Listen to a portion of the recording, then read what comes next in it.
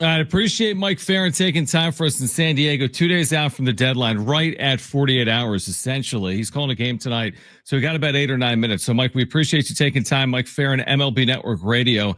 I just want to start with Cease. In general, what type of return could the Padres get for a pitcher of his caliber that is a rental? He's in the midst of a kind of a very average year, but we've seen his potential.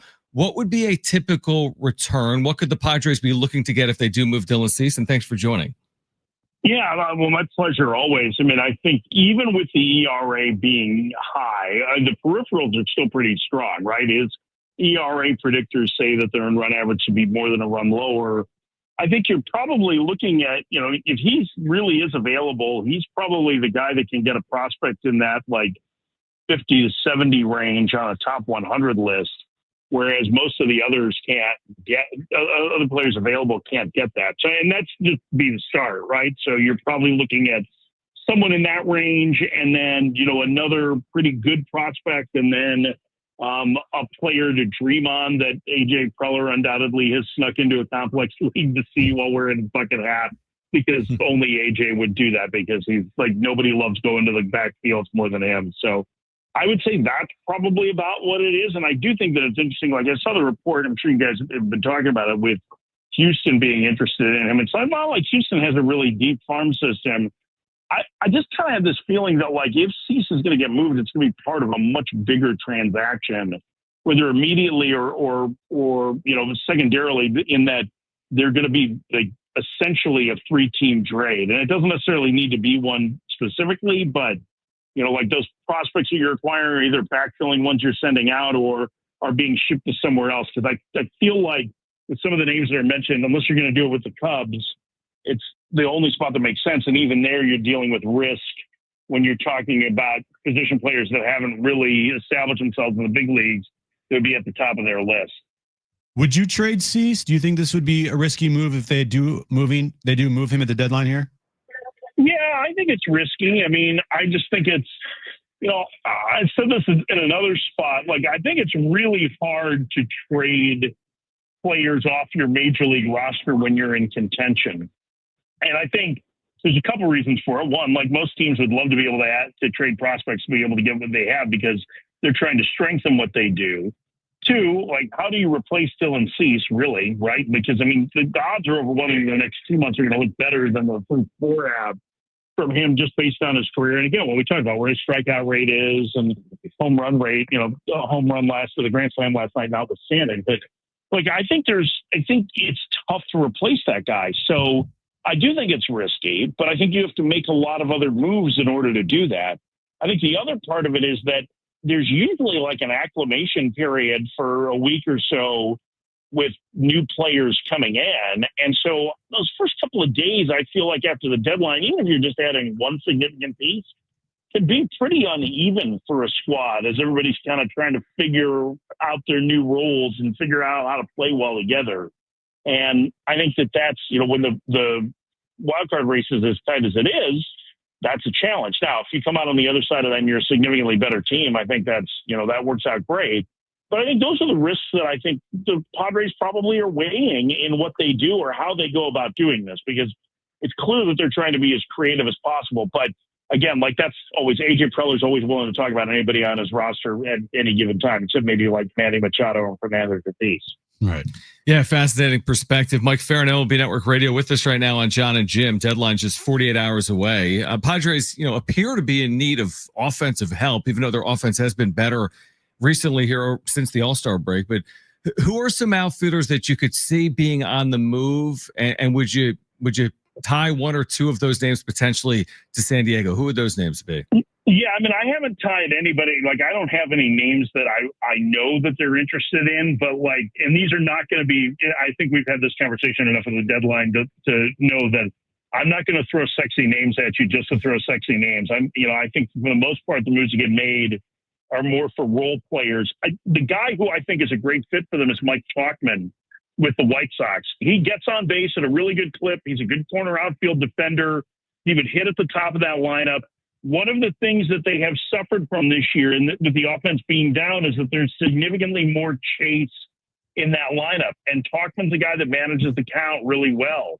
So I think somebody like him from the left side would make sense. I think if they looked at a DH, I think Ryan O'Hearn from Baltimore, even though his numbers haven't been great over the last 6 weeks or so, I think he would be a really good fit. Again, the guy that knows the difference between a ball and a strike.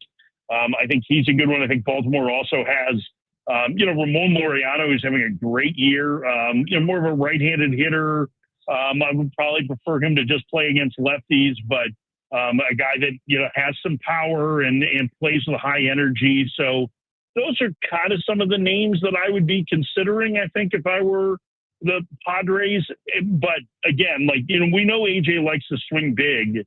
If he can't swing big, I'd like to see him, with 2 strikes, cut down and try and send one the other way, metaphorically. Yeah, absolutely. Last year, the trade deadline, on trade deadline day, Mike, there were 32 trades made on that day, the most in baseball history. Over under 32 and a half this year.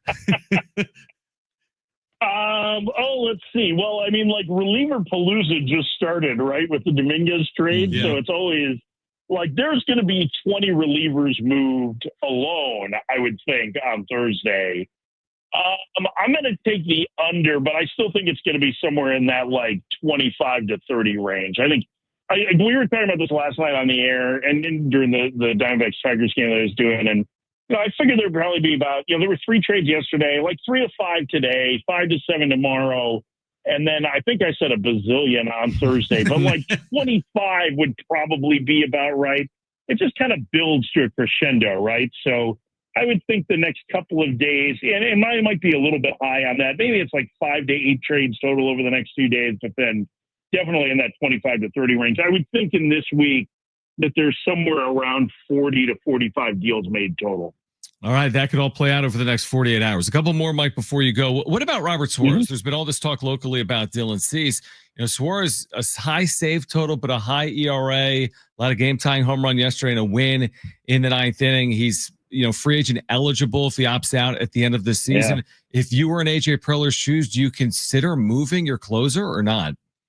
Well, I think that's a far more likely scenario than moving Cease, just because it's easier to backfill that position.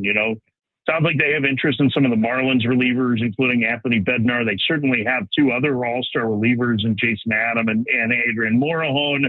So you feel like you're dealing from a position of strength. Again, you're going to need to backfill it somewhere else. But, the closer market, obviously the bigger concern is on what happened with Emmanuel Clase with Cleveland when it comes to his administrative leave as it pertains to a gambling investigation. But the practical application for most of the other teams is it took one of the more prominent closer names off the market. I don't know if he was going to get moved or not. Cleveland's really good at trying to figure out exactly what teams are willing to offer and then not making deals. And so I don't know that he would have gotten moved. But if there is, in fact, one less closer available on the market, it would seem that by pushing Suarez, you could fill some of that void, and he's certainly the most affordable in terms of dollars spent. So I don't think it's out of the realm of possibility. I would say that it's probably, in my mind, more likely than Cease getting dealt, just because they have such pitching issues overall. But, I know better than to try and guess exactly what AJ is going to do. Yeah, you never guess what AJ is going to do, because every time you think he goes the other direction. So, and thank God for that, right? Right. Because man, if he didn't, we would all be bored out of our minds. I can tell you what, this here, Mike, he is really fun to cover. It is amazing to cover an AJ Preller led team because of just every direction that he could go and every player that he's in on. The rumor mill is just through the roof. Final one for me, Mike, real quick here. When you look at the Padres, they have the final wild card spot as of right now. The National League kind of bunched up at the top. Where do you put the Padres as far as in the hierarchy of the National League, even though they're holding the final wild card spot right now? Ooh, that's a good question. I don't think they're as good as the 2 NL East teams, last night's win notwithstanding. I don't know that they're. That's a good. I think they're right there with the Cubs in Milwaukee. I would put them in that group. So, behind the Dodgers, clearly, although the Dodgers have a lot of stuff they got to get figured out. I mean, they're going to out-talent their way through the regular season, but they've got to get healthier for the postseason. I think they're probably in a similar group to like the teams that they're grouped with, right? The Cubs, the Brewers, the Reds, I would put in that mix too. San Francisco's trending in the wrong direction. I still think, like, despite the fact that they haven't played well of late, they picked a really bad week to have a bad week. And even with the trade of Naylor and Grichuk, Arizona's still got some talent, and I'm curious to see what they do in the next couple of days.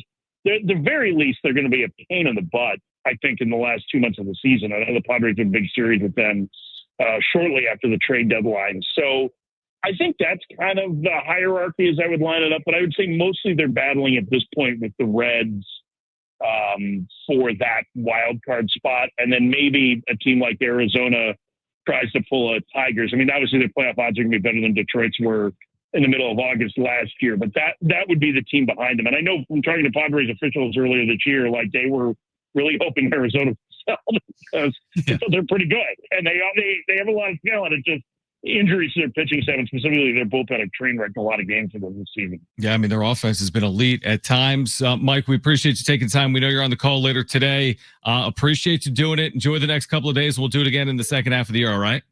Yeah, guys, anytime. Sorry I had to run quick today, but always a pleasure being on with you. It's our pleasure. We appreciate it, Mike. Mike Ferrin, MLB Network Radio. Let's react. He shared 4 or 5 names that could benefit the Padres post-trade deadline. We'll discuss on the other side. Jon and Jim, San Diego Sports 760, live on the iHeartRadio app. Hey, what? Mike Ferrin, there's a reason he talks baseball for a living. He's got a radio show on MLB Network Radio. I mean, he gave us some really good names. Jon and Jim, San Diego Sports 760, in terms of names that could benefit the Padres. I mean, he's not saying, hey, I've talked to AJ Preller, he's in on these players, but he's saying, hey, these are the type of players that could really benefit them that are slightly under the radar. He mentioned Mike Tauchman having a really good year. He mentioned Ryan O'Hearn having a really good year. All-star. And then he mentioned also Ramon Laureano, who's having a very good offensive year. So if you're just looking for offensive production, sometimes forget about everything else. Oh, how's their defense? What's their speed like? Just guys that hit, they get on base. Those 3 guys all hit well above league average, well above. All right, you want to hear the numbers for them? Because I know listeners want to know every time there's a name being mentioned. What's the numbers? What are they doing this year? Mike Tauchman, all right, the White Sox this year in 54 games, he has a 1.5 WAR, all right, 220 at bats. He's hitting 285 with an 840 OPS, a 134 OPS plus. He's got 7 homers, 13 doubles, and 29 RBIs. Okay, is that good? And he plays elite defense. If you're driving, don't write this down. No, but he also plays elite defense. Okay, now he's a lefty, but you could put him in left field and you would feel completely fine about him. And if you're wondering, well, what's the contract look like? He's under team control until 2027, or at least 2026, and then he's a free agent in 2027. Arbitration eligible next year. Okay. All right. Ryan O'Hearn, he's an all-star this year. This year for the Baltimore Orioles in 92 games, he has a 2.0 WAR. He's hitting 284 with an 827 OPS, a 134 OPS plus, 12 homers, 15 doubles, 40 RBIs. Okay. Is that good? He's having a very good year. Ramon Laureano in 79 games for the Baltimore Orioles this year. He has a 2.6 WAR. He's got 17 doubles, 15 homers, 46 RBIs. He's in 279 with an 866 OPS and a 142 OPS plus. I like that. He's got a club option for 2026. The one thing that sticks out about those 3 names is only one bats right-handed, and that's Laureano. And I do think that's something to at least consider. That's something we talked a lot about in June. I haven't touched on as much now as we've gotten closer to the deadline, and the offense has been better. O'Hearn's a free agent after this year, by the way, too. He's a okay. So, yeah, I mean, honestly, I would take any and all. I would take any and all. We didn't get into catchers. We probably should have with Ferrin, but I would take any and all. And by the way, Dennis Lind today reports that they are still seeking. I mean, how could you not report this? They are still seeking catching upgrades, but you look at how it's playing out with this combination of Diaz and Maldonado in terms of the job they've done with the staff, and even, moments like last night, multiple moments last night from Elias Diaz. I mean, I don't think both catchers are on the move. I really don't. Maybe one is, but I'd be shocked if both catchers were on the move between now and the deadline. I still think when you look at the bench right now, there's 2 players that I think will be replaced at the deadline, and that's Trent Brooks and that's weighty. I think those two guys don't make it past Thursday. I would be surprised if they both do. Like borderline shocked if they both do. Right. At least one of them's gone, and most likely it's going to be Trenton Brooks because there's a love affair from Schulte for Tyler Wade. Like they need someone just to occupy the end of the bench. Yeah, and to be honest, it's not like maybe you could argue that neither has really deserved sticking around all year, but certainly Trenton Brooks hasn't taken the bull. He's been given a lot of opportunities. Tyler Wade's been given opportunities and he has fumbled those opportunities. Yeah, but at least he has like a skill set of defensive replacement, running, and bunting that Trenton Brooks doesn't really necessarily possess. The versatility that Wade has, Trenton Brooks does not. Yeah, so I'm 100% with you. Listen, there'll be a change on their major league roster. The point that Mike Ferrin made that it's rare for a contender to make a change with their major league roster, he's talking about with the front of the roster. It's rare to trade your 4-hole hitter if you're a contender. It's rare to trade your ace if you're a contender. But then again, AJ Preller's rare. This franchise is somewhat unique. It really is. The way they do it here, they're not the big market like LA or New York. They're not the small market like Pittsburgh. And they've operated in this like unique space with a very unique general manager. And you don't put anything past him, where it would be unconventional for like the Chicago Cubs historically to like sell as contenders. AJ Preller does things differently. So he's going to do what's best for his team right now. And if that includes trading Dylan Cease, it does. If that includes trading for Ryan O'Hearn, it does. But I'm not willing to be like, oh my gosh, they traded Robert Suarez. Can you believe it? We've talked about this for weeks on end. Or they don't trade Robert Suarez and Dylan Cease. Whatever happens isn't going to be jaw-dropping, shocking from the Padres, is my guess. Like my preference. Okay. I know it's going to sound kind of against everything I've been talking about. Do nothing. Don't trade Cease and don't trade Suarez. Okay. But I'm also asking them to go out and then acquire a bat or two and a reliever. They don't have the room to do that. At least that's what we're being told.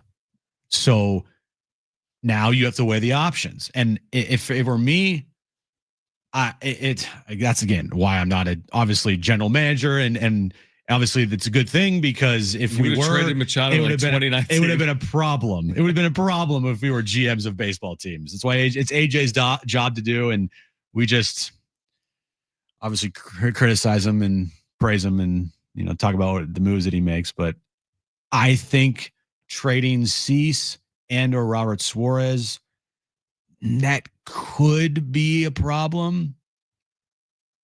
But again, who knows, because we don't know how this thing's going to play out. Here's the dirty little secret. The three players that you and I are now like infatuated with, right? The players of the day. I love these guys. Yeah. Laureano and Get one O'Hearn. of those guys.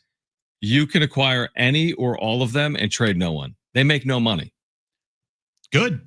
So it's not like, hey, man, it's a tough call. Maybe we got to get rid of Cease for Mike Tauchman. He makes $1.9 million this year. If you can't add $1.9 million to your major league roster, then what are we doing? But it's only $600,000 remaining. Exactly. Ramon Laureano this year makes $4 million. That means he's got $1 million roughly remaining. And then Ryan O'Hearn this year makes $5 million. That means he's got like $1.5 million. So in your opinion, if they were to trade Dylan Cease, who's the player out there that has a bunch of money attached to them that they'd be bringing in? Yeah, I mean, he made the interesting point of like, well, is it a 3-team trade where you're replenishing your system via Cease, maybe you're adding a major leaguer as well as part of that 3-team deal, and you're kind of like kissing your sister a little bit, which is replenishing your farm system and also keeping your major league team above water, so to speak. Like, I don't think there's going to be, like, if I'm trading Dylan Cease, how can you say on the other side, like, they traded Dylan Cease and their major league roster is 100% better? Because that's going to include losing a guy that is capable of posting like a 2.9 ERA, like Dylan Cease. So how can you trade Dylan Cease and be like, they're definitively better at the major league level after trading Dylan Cease? I mean, what is that going to look like? When would we say that? You say that if they acquire Luis Robert Jr.? I won't. You say that if they upgrade a catcher? I won't. You say that if they add Charlie Morton? I won't. So, like, what's it going to take to definitively upgrade your major league roster? And maybe it's something who knows? It's going to take a series of moves to do that. And we also have to look at where they're at as far as the luxury tax goes. They're over the second luxury tax threshold of 261. Their luxury tax payroll is like 262. Right. 5. I mean, it is something like that. Yeah. It's like, it's right over. And you have to think if there's because they added money to start the year, but the end of the year is what counts. So at the end of the year, if they're over 261, then they have the tax. Mm-hmm. But if they're under at the end of the year, they don't. Correct. So they still have time to get that number below 261. If that is truly what the main goal of this franchise and John Seidler is to, hey, AJ, you can add money at the start of the year, but at the end of the year, we have to be below 261. So that also is a factor as well. Good point. It is a good, we don't know. That's the one thing we do not know. And we will never know, maybe until the season ends. What is the budget in which Preller is operating on? But we do know this is not a blank check. Because you don't do the moves they did this offseason and then get to the deadline and be like, blank check. Right. I know we're talking about trading Dylan Cease. Forget about that. Blank check. All right. More on what was reported this afternoon in The Athletic that the Astros are targeting in on Dylan Cease potentially over the next 48 hours. We'll get to that on the other side. We're